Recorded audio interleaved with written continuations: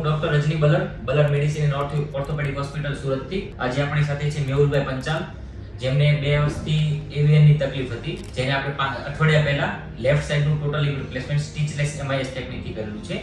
તો આજે આપણે એમની સાથે વાતચીત કરશું, એમને કેવું લાગે છે. કેમ છે મેહુલભાઈ? બસ ફર્સ્ટ ક્લાસ. શું તકલીફ હતી? 2 વર્ષથી એવીએન ની તકલીફ હતી બોથ સાઈડ પર. શું થતું એવીએન ના કારણે? તો ઉઠવા બેસવાનું ને ચાલવાનું બંધ જેવું થઈ ગયું.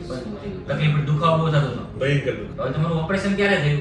1 વીક થઈ ગયું. 1 વીક થયું. કેવું છે હવે? હવે ઘણું સારું લાગે છે.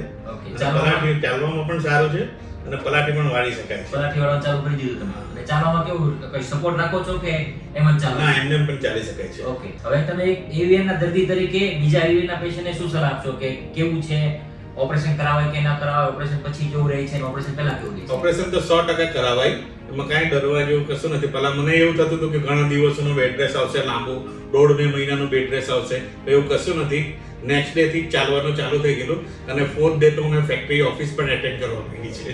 બીજું મારા બધા પેશન્ટ હેવી વેઇટ વાળા હોય છે, વજન વાળા, તો એમને ડર લાગતો હોય કે વજન વધારે હોય છે તો ઓપરેશન પછી કઈ ફાયદો કે ડિસએડવાન્ટેજ છે કે કઈ તકલીફ પડે એવું કઈ લાગે છે તમને? ના, એવું મને કશું લાગ્યું નથી.